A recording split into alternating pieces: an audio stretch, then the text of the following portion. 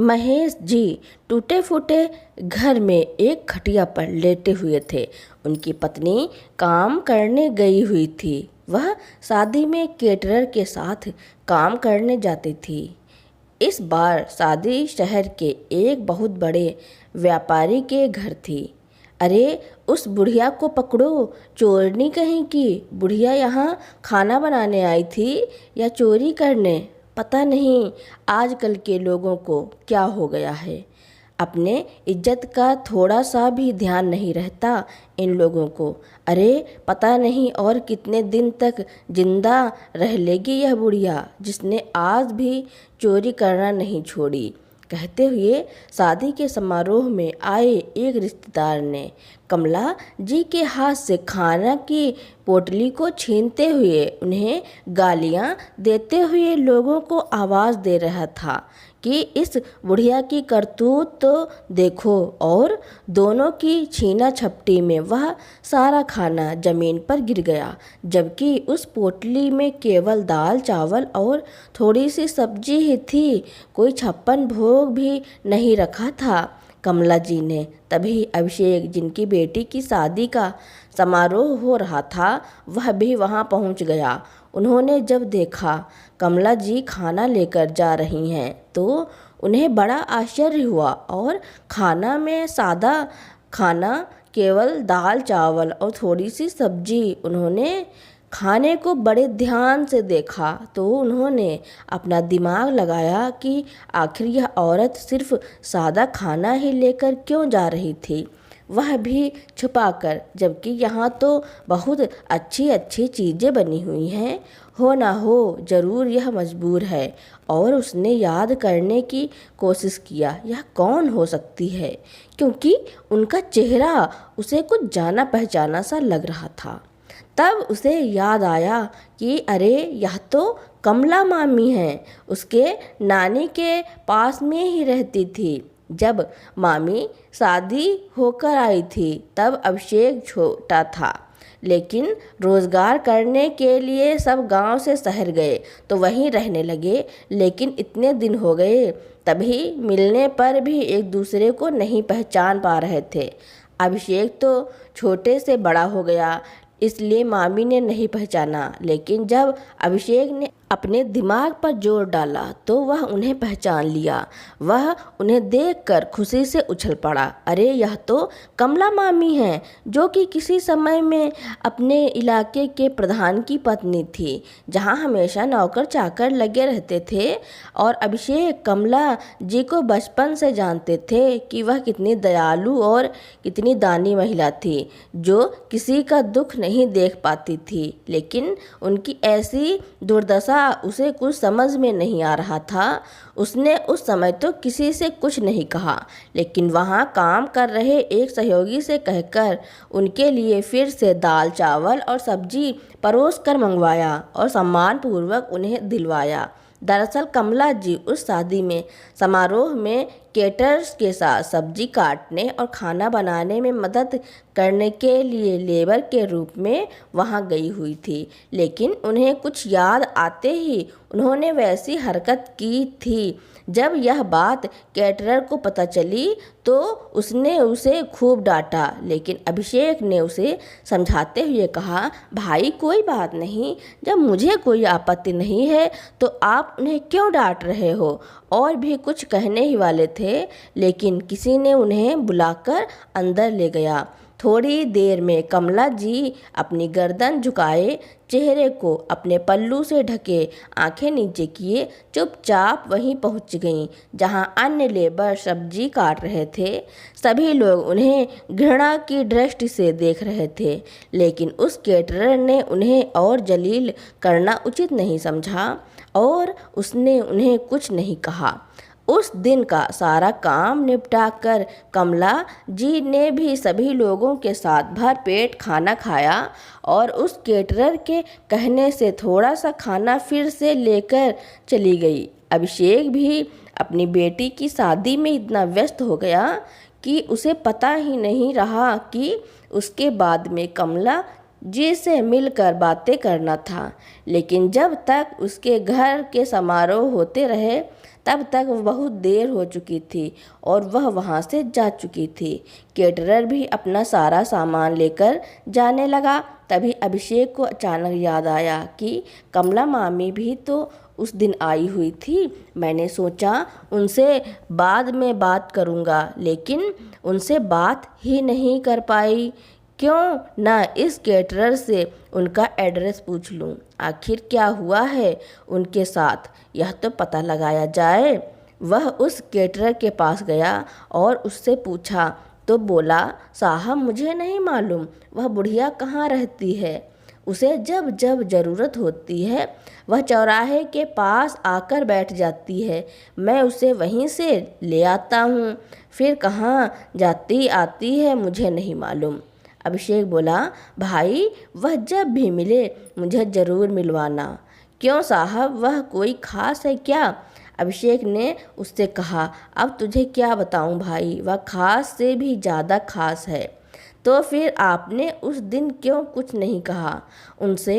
Caterer ने कहा, अरे सबके सामने उन्हें मामी कहकर संबोधित कर देता तो मेरी रिश्तेदार बता देता तो वह शर्म के मारे ही मर जाती भाई, क्योंकि वह बहुत ही इज्जतदार और अच्छे परिवार से संबंध रखती हैं।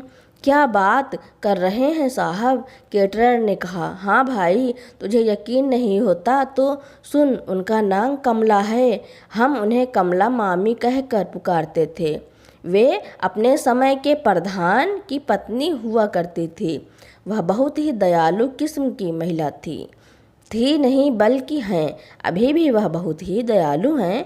केटरर बोला, हाँ साहब, यह बात तो आपने सही कहा। वो अम्मा जब जब काम पर आती हैं वहाँ का खाना इतना स्वादिष्ट और मज़ेदार बनता है कि लोग तारीफ़ किए बिना नहीं रह पाते। और हमारे लेबरों के बीच भी कभी भी खटपट नहीं होती। इधर कमला जी के पति महेश जी, जो कि अब नाम के ही प्रधान रह गए थे, वे एक टूटे फूटे मकान में ज़िंदगी और मौत की लड़ाई लड़ रहे थे। कमला जी उनके पास थोड़ा सा खाना रखकर उनके लिए दवाई लेने गई हुई थी। उसी समय उन्हें खांसी इतनी जोरों की आई कि वे उस खांसी को बर्दाश्त नहीं कर पाए और उनका शरीर साथ नहीं देता है, जिसके कारण उनके पास रखा हुआ खाना भी नीचे गिर गया, जो खाने लायक नहीं रह गया। जब कमला जी दवाई लेकर वापस आईं तो देखा महेश जी बेहोश पड़े हुए हैं और उनके आसपास रखा सामान बिखरा हुआ है, तो वह बहुत घबरा गईं।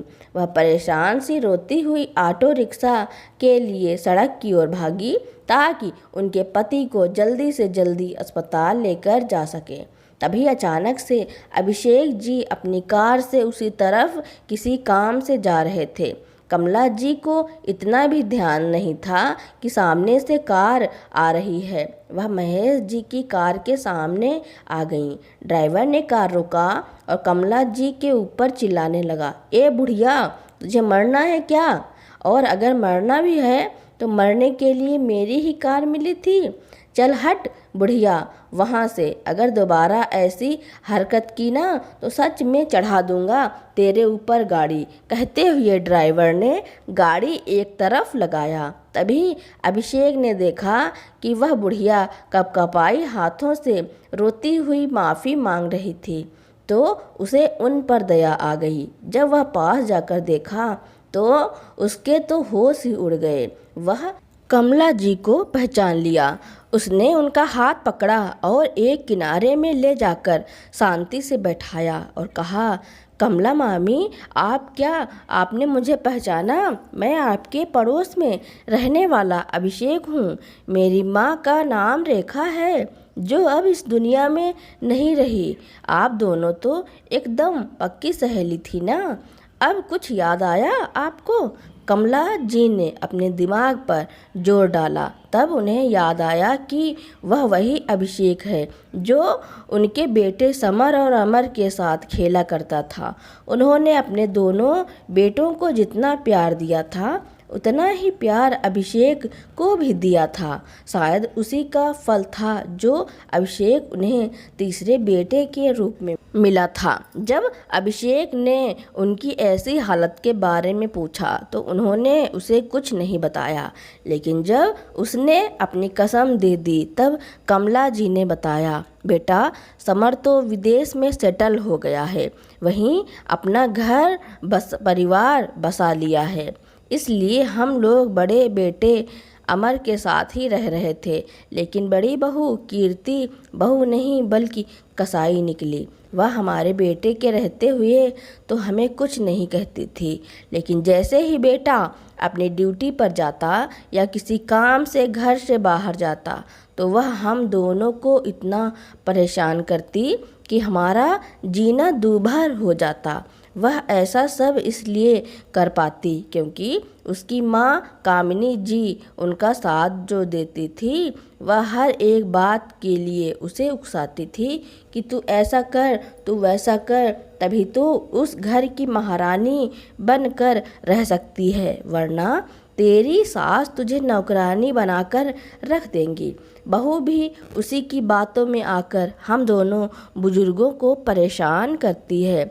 जैसे ही सुबह होती बहू मुझे घर के काम में लगा देती, वैसे ही अमर के पिताजी को बाहर से दूध लाना, सब्जी लाना, बच्चों को स्कूल बस तक पहुंचाना, गार्डन की साफ सफाई सारे काम करवाती। और अगर हम दोनों में से एक की भी तबीयत खराब हो जाती तो वह हमें काम ना करने पड़े इसलिए बहाने बनाने का इल्ज़ाम लगाती और कामचोर कहकर और भी ज़्यादा काम करवाती। और अगर हमने थोड़ी सी भी ना नुकुर की तो वह हाथ भी उठा देती और कहती कि अगर अमर को बताया तो खाना पीना बंद कर दूंगी और वह इस घर में भी नहीं रहने देगी।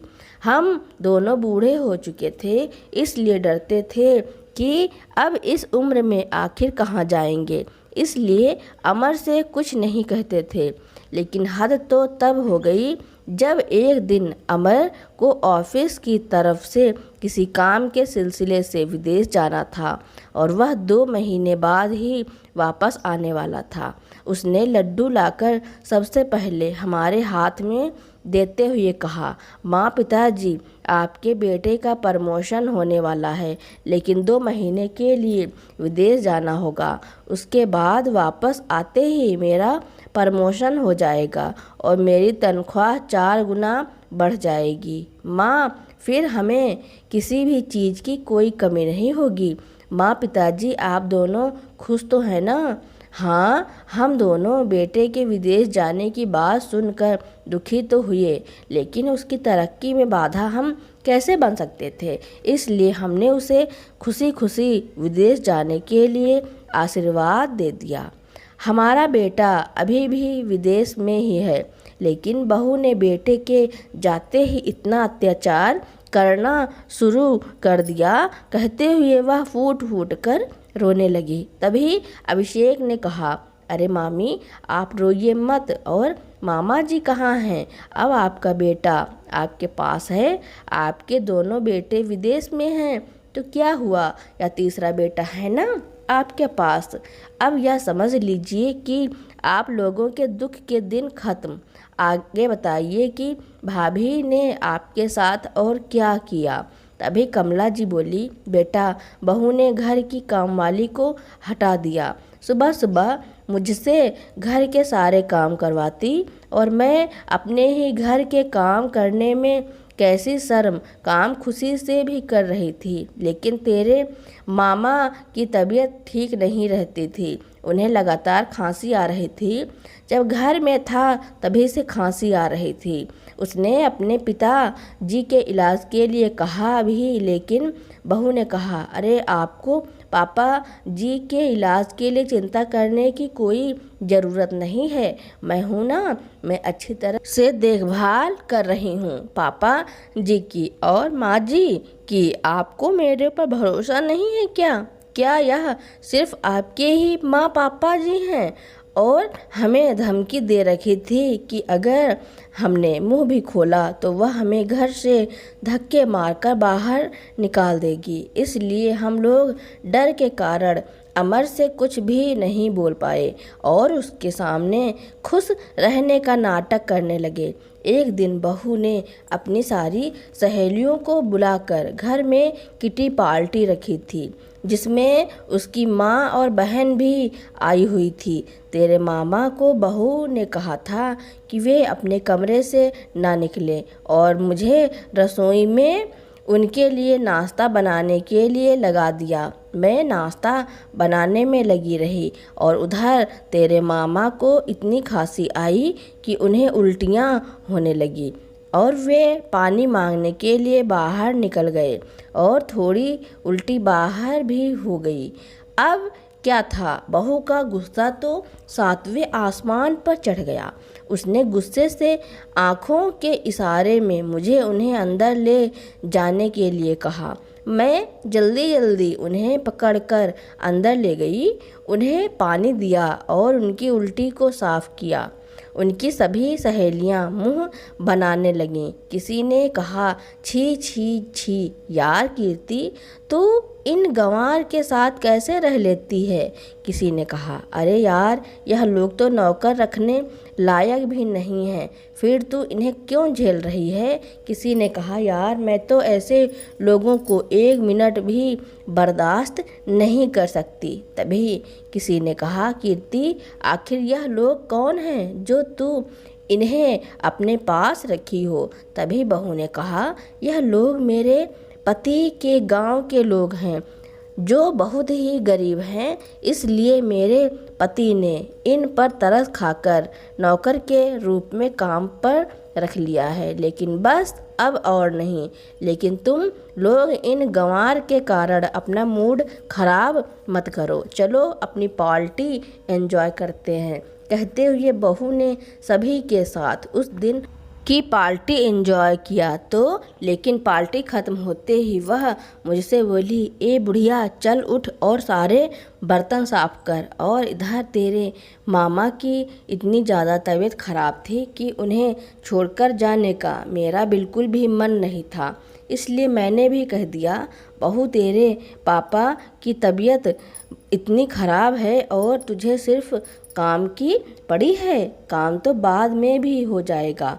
बहू चलो पहले तुम्हारे बाबूजी को अस्पताल लेकर चलते हैं, इनकी हालत बहुत ही सीरियस हो गई है, थोड़ी तो दया कर बहू। मैं बहू के सामने हाथ जोड़े गिड़गिड़ा रही थी, लेकिन पत्थर दिल बहू मुझ पर दया करने के बजाय मेरे बाल पकड़कर मुझे घसीटते हुए कमरे से बाहर लाने लगी और कहने लगी, कामचोर कहीं की, बुढ़े ने ज़्यादा खा लिया होगा तो उसने उल्टी कर दिया और तू काम से बचने के लिए बुढ़े की तबीयत खराब होने का बहाना बनाकर काम से बचना चाहती है। मैं बहुत अच्छी तरह से जानती हूँ तुम दोनों की चालाकी को।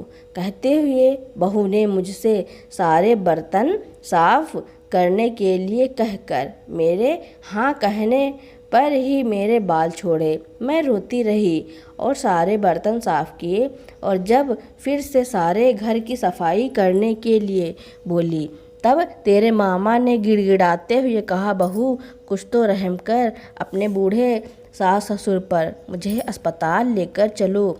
बहू वाकई मुझे ठीक नहीं लग रहा। तभी बहू की माँ बोली, देख बेटी अभी तो दामाद जी भी घर पर नहीं हैं और तू कहाँ से पैसे लाएगी इन बूढ़े बुढ़िए के इलाज के लिए। ऐसा कर इन्हें धक्के मारकर घर से बाहर निकाल कर फेंक दे, तेरी बला से कहीं भी जाएं और कहीं भी मरें, तुझे क्या। दामाद जी आएंगे तो कह देना इन लोगों ने तुझसे झगड़ा करके घर से सोना चांदी और सारे रुपए पैसे चोरी करके रात के अंधेरे में कहाँ चले गए, तुझे पता ही नहीं चला। तभी बहू की बहन बोली, हाँ दीदी यह सही आइडिया दिया मम्मी ने, और तीनों खिलखिलाकर हंस पड़े। फिर क्या था, बहू भी कहाँ पीछे हटने वाली थी। वह भी अपनी माँ और बहन की बातों में आकर हम दोनों को घर से धक्के मारकर बाहर निकाल दिया। अब बाहर ठंड अधिक होने के कारण तेरे मामा जी की बहुत ज़्यादा तबीयत खराब हो गई, इसलिए मैंने एक रिक्शे को रुकवाकर तेरे मामा को उसमें बैठाया और सरकारी अस्पताल में ले गई। वहाँ जाकर पता चला कि उन्हें टीबी और शुगर हो गया है। शुगर के कारण उन्हें बहुत ज़्यादा भूख लगती है।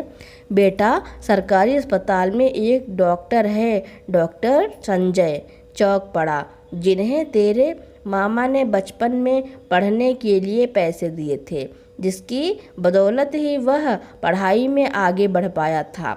वह भी तेरे मामा को तुरंत ही पहचान लिया, इसलिए उस डॉक्टर ने उनका इतना अच्छा इलाज किया कि वे अब कुछ हद तक ठीक हो गए हैं। लेकिन भूख पर अभी भी उनका काबू नहीं है बेटा, और हमारी आय का कोई साधन नहीं है कि मैं उन्हें समय समय पर पौष्टिक खाना दे सकूं।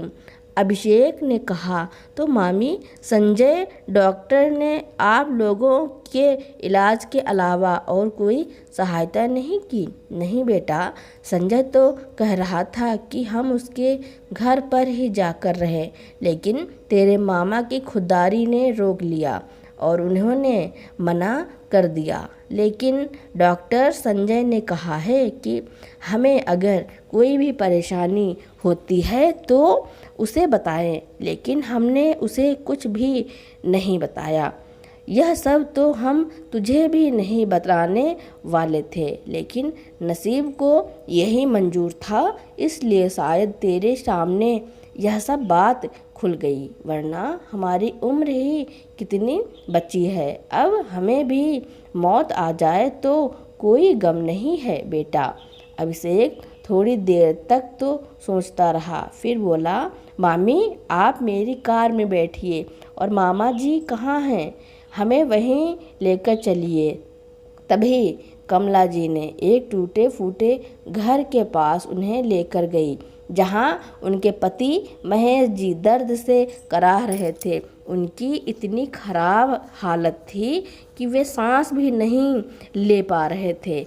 अभिषेक ने जब उनकी हालत देखा तो अपने आंसू रोक ही नहीं पाया। वह उन्हें जल्दी से उठाया, फिर से उसी डॉक्टर संजय को फ़ोन लगाया और उनकी तबीयत के बारे में बताया। तो डॉक्टर संजय भी बिना देरी किए उनके इलाज के लिए तैयार हो गया। अभिषेक ने डॉक्टर को भी उनकी हालत के बारे में बता दिया। तभी दोनों ने मिलकर उनके लिए रहने की व्यवस्था किया। अब दोनों ने मिलकर महेश जी की इतनी सेवा की कि वे बहुत ही जल्दी ठीक हो गए। अब तो महेश जी ने डॉक्टर साहब और अभिषेक दोनों के सामने अपनी इच्छा प्रकट की कि वे कुछ काम करना चाहते हैं ताकि वे अपना और अपनी पत्नी का पेट भर सकें। उनकी बातें सुनकर उन दोनों ने उन्हें बहुत समझाने की कोशिश की कि अब उनकी उम्र काम करने की नहीं रह गई। आपके बेटों ने साथ नहीं दिया तो क्या हुआ, हम दोनों आपके बेटे आपकी दो भुजाओं के समान हैं। आपको किसी भी चीज़ की कमी नहीं होने देंगे। लेकिन महेश जी ने कहा, बेटा मैं तुम्हारे विचारों और तुम्हारे प्यार से सहमत हूँ, लेकिन तुम तो सोचो, जो इंसान जीवन भर काम करके खाया हो और वह अभी से आराम फरमाए तो बताओ उसके हाथ पैर जाम नहीं हो जाएंगे। इसलिए मेरे बच्चों, मैं तुमसे विनती करता हूँ कि मेरे लिए छोटा मोटा काम ढूंढ दो। तब मजबूरन अभिषेक ने अपने पास ही उन्हें काम पर रख लिया। अभिषेक उस शहर का जाना माना व्यापारी था, इसलिए उसने एक शोरूम महेश जी के हिस्से में ही डाल दिया कि वहीं उस शोरूम का लेन देन हिसाब किताब देखेंगे। बाकी और अन्य कामों के लिए सुपरवाइज़र और भी अन्य वर्कर रखे हुए थे। महेश जी अनुभवी व्यक्ति थे। उनके अनुभव से वह शोरूम दिन दूनी रात चौगुनी तरक्की करने लगा। और एक दिन ऐसा आया कि अभिषेक की सारी प्रॉपर्टी में से सबसे कीमती और नंबर 1 पर वही शोरूम हो गया। उस शोरूम का नाम भी सभी जानते थे। एक दिन उस शोरूम में बम्पर ऑफर निकाला गया, इसलिए लोगों की भीड़ उमड़ पड़ी। जो भी ब्रांडेड चीज़ें थी सभी के दाम आधे कर दिए गए थे। उसी भीड़ में महेश जी के बेटे बहू भी आए हुए थे, क्योंकि जब से उनकी बहू कीर्ति ने उन्हें घर से बाहर निकाला था तभी से उनकी उल्टी गिनती शुरू हो गई थी। अमर की जॉब छूट गई थी। अब कीर्ति को घर चलाना भी बहुत मुश्किल हो रहा था। वे दोनों तो ऑफर के लालच में कम दाम में कुछ अच्छा मिल जाए इसलिए इतने बड़े शोरूम में आए हुए थे।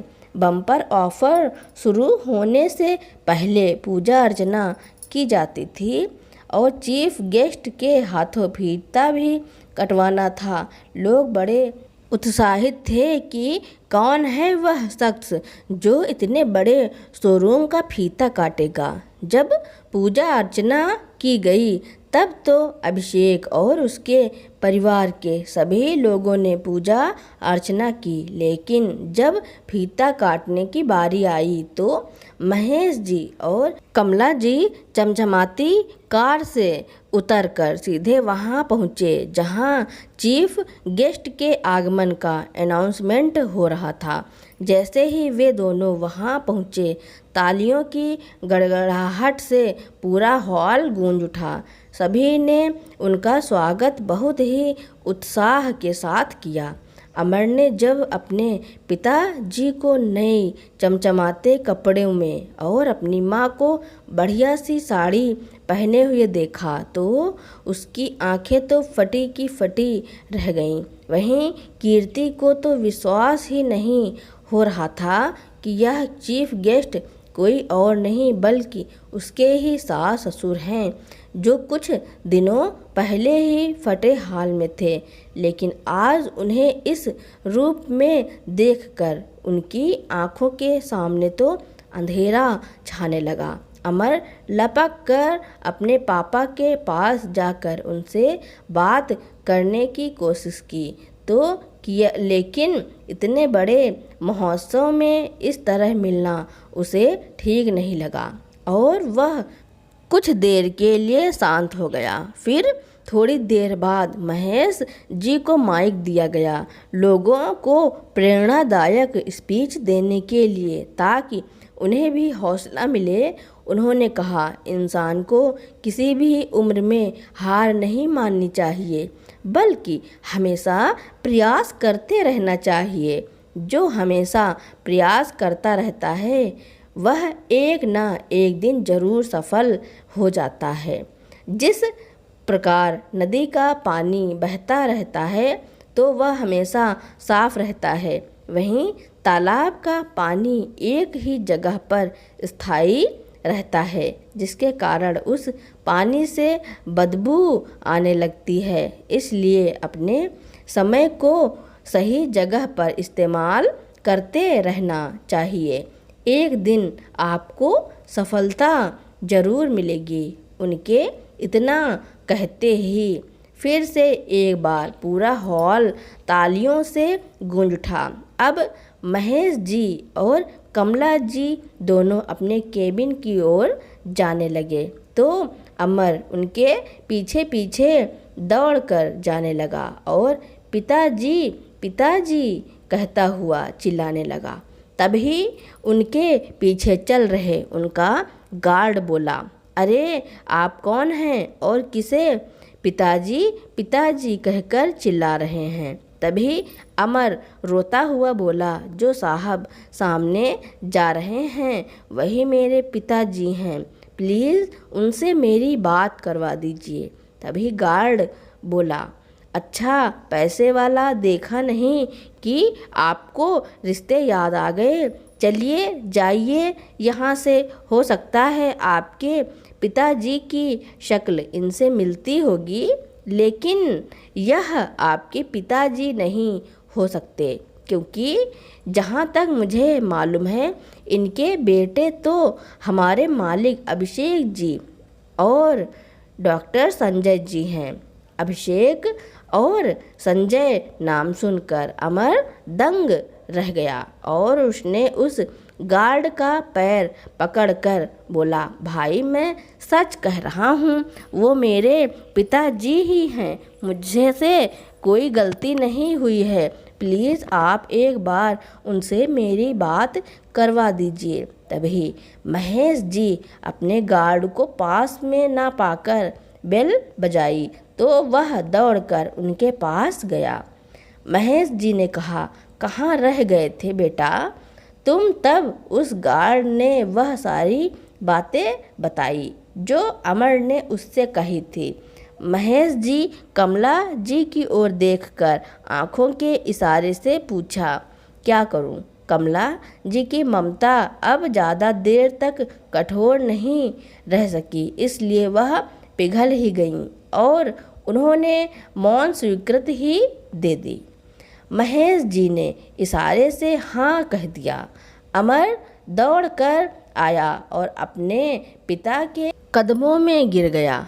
माँ को गले से लगा लिया और रोते हुए बोला, माँ, पिताजी आप दोनों रात के अंधेरे में कहाँ चले गए थे और आपने सारे गहने रुपए पैसे चोरी करके इतना बड़ा कारोबार खड़ा किया है क्या? तभी कमला जी ने अपने सीने से लगाए अपने बेटे को इतनी जोर से धक्का दिया कि वह एक बेंच से जा टकराया। फिर कमला जी ने कहा, अरे नालायक, तुझे शर्म नहीं आई अपने जन्मदाता माँ बाप पर उंगली उठाते हुए, इतना गंदा इल्ज़ाम लगाते हुए? तेरा इतना बड़ा इल्ज़ाम लगाने से पहले हमारे कान बहरे क्यों नहीं हो गए और तुझे जैसे नमक हराम बच्चे को देखने से पहले हमारी आंखें फूट ही क्यों नहीं गईं? अगर अपनी सलामती चाहता है तो तू यहाँ से अभी के अभी निकल जा, वरना गार्ड को बुलाकर इतना मार मार कर बाहर निकलवा दूंगी कि शायद सांस लेने लायक और पानी पीने लायक भी नहीं बचेगा। माँ की ऐसी तीखी बातें सुनकर अमर दंग रह गया। मतलब कीर्ति ने उससे झूठ कहा था। तब उसने अपने माँ बाप को रो रो कर बताया कि वह 2 महीने बाद जैसे ही विदेश से आया, उसकी पत्नी ने उसे बताया कि उसके माँ बाप रात के अंधेरे में ही घर से जितना भी सोना चांदी पैसे रखे हुए थे, सारे धन को चुरा कर रातों रात कहाँ गायब हो गए उसे पता ही नहीं चला और बदनामी के डर से उसने पुलिस को कंप्लेन नहीं किया। लेकिन जैसे ही वह विदेश से वापस आ रहा था, उसका जितना भी काम किया हुआ था वह एक पेन ड्राइव में रिकॉर्ड था। वह पेन ड्राइव ही चोरी हो गई, जिसके कारण उसे उसकी कंपनी से निकाल दिया गया। अब तो उन्हें पेट भर खाने के लिए बहुत मेहनत करनी पड़ती है। तभी वहाँ अभिषेक आ गया और अमर से कहा, अरे तुम कौन हो भाई और मेरे पिताजी के केबिन में क्या कर रहे हो? अमर बोला, अभिषेक भाई, तूने मुझे पहचाना नहीं? मैं अमर, तेरे बचपन का यार। हम दोनों बचपन में एक दूसरे के बिना नहीं रहते थे यार। हाँ, और आज बीवी आने के बाद दोस्त तो क्या, माँ बाप को भी भूल गया, कहकर अभिषेक ने अमर को 2 थप्पड़ उसके गाल पर मार दिया। तभी महेश जी बोले, हाँ बेटा, यह काम मुझे पहले ही कर देना था, तब शायद हम लोगों को दर दर की ठोकर नहीं खानी पड़ती और ना ही हम लोग चोर कहलाते। इससे एक बार भी अपने माँ बाप को ना ढूंढने की कोशिश की, ना ही यह पता लगाने की कोशिश की कि क्या सच में इसके माता पिता चोरी कर सकते हैं या कोई और।